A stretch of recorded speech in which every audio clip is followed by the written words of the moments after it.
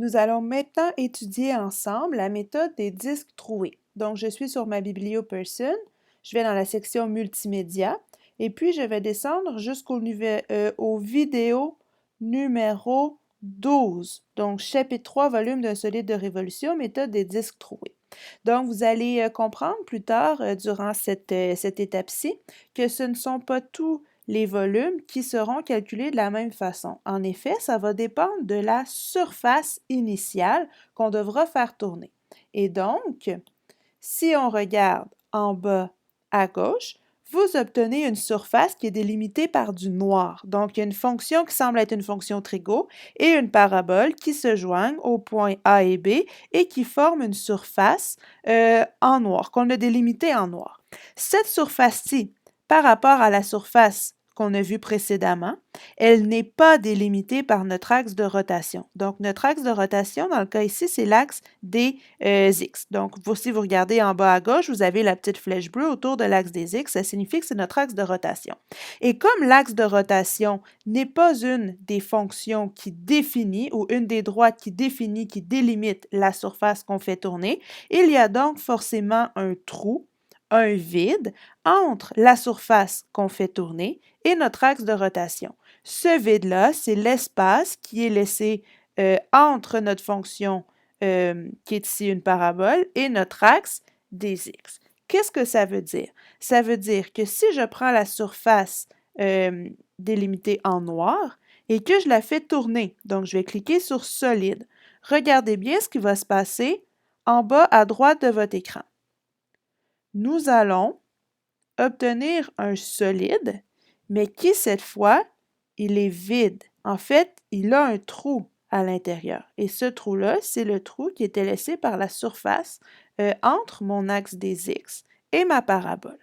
Et donc, nous allons devoir employer une technique différente. En fait, c'est une technique qui est une technique dérivée de la technique, la méthode des disques qu'on a déjà vue.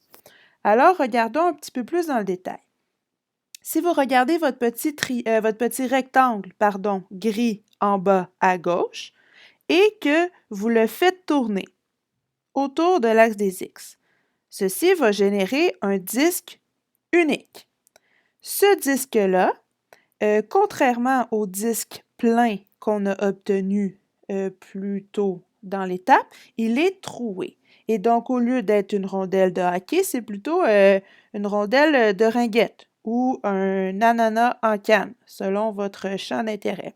Et donc, nous devrons modifier la formule que nous avions vue ensemble pour calculer la méthode des disques. Il y a une partie au centre, donc autour de mon axe de rotation, qu'on devra enlever. C'est la raison pour laquelle ça s'appelle la méthode des disques troués, parce qu'il y a un trou. Très grande surprise.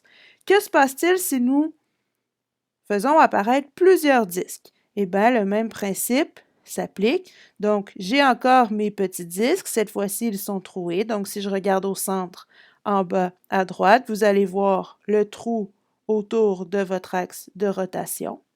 Et puis, si on augmente le nombre des disques troués, nous allons obtenir un solide qui va se rapprocher du solide de révolution engendré par la rotation de notre surface initiale autour de l'axe des X. Et donc, avec 20 disques troués, on se retrouve avec un portrait un peu plus précis de ce qu'on avait au départ. Et puis, si je reclique une fois sur solide, le solide play engendré va être ici en bas à votre droite. Et ce solide-là, comment on va faire pour le calculer? Eh bien, on va appliquer 2 fois la méthode des 10 que nous avions trouvée. En effet, une première fois, nous allons faire la méthode des disques pour la surface qui est générée par la surface la plus loin, qui est délimitée par la fonction la plus loin de l'axe des X. Donc, si on retourne en bas à gauche, dans ce cas-ci, la fonction qui est la plus loin, ce serait la fonction sinusoïdale.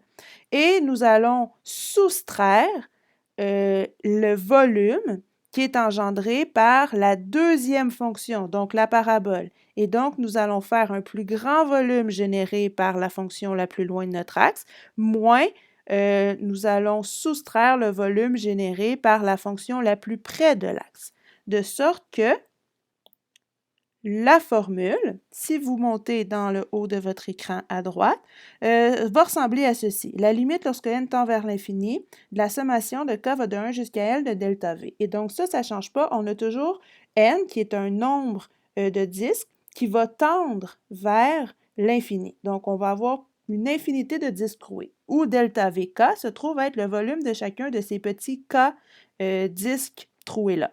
Maintenant, quand je vous disais qu'on allait soustraire, en fait, qu'on a appliqué 2 fois la méthode des disques, qu'on allait soustraire au plus grand volume le plus petit volume, ce que je voulais dire, deuxième ligne, nous allons prendre pi fois grand R au carré delta x. Si vous revenez en bas à gauche, vous allez voir que grand R, c'est le rayon du disque qui est généré, en fait, par la fonction qui est la plus loin de votre axe. Donc, c'est pi r carré là, avec le grand R, va vous donner le plus grand des volumes. Et nous allons soustraire pi petit r carré delta x. Petit r se trouve être le rayon du disque qui est généré par la fonction qui est la plus près de notre axe de rotation, donc le petit rayon. De sorte que si nous faisons pi grand R carré delta x moins pi petit r carré delta x, nous allons obtenir le grand volume moins, donc nous allons soustraire le volume du centre et c'est ce qui va générer le trou dans notre volume final. En mettant un pi en évidence à gauche et en mettant un delta xk en évidence à droite, je passe de la deuxième ligne à la troisième ligne en obtenant la formule limite lorsque n tend vers l'infini de la sommation quand k va de 1 jusqu'à n de pi, parenthèse, qu'est-ce qui reste? Grand R au carré moins petit r au carré fois delta x. Le pi et le delta xk se retrouve en fait par la constante pi à la quatrième ligne et le delta x devient petit dx.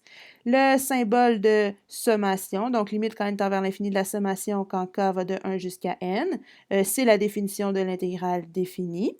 Et donc, nous obtenons l'intégrale de a à b, pi fois grand R carré moins petit r au carré fois delta x, où a et b, si vous revenez en bas à gauche, sont les valeurs en x des points d'intersection entre nos deux fonctions qui nous ont permis à la base de délimiter l'aire, la surface en fait, qu'on a fait tourner autour de notre axe pour obtenir le volume qui cette fois-ci est troué, d'où nous avons développé une nouvelle méthode qui s'appelle la méthode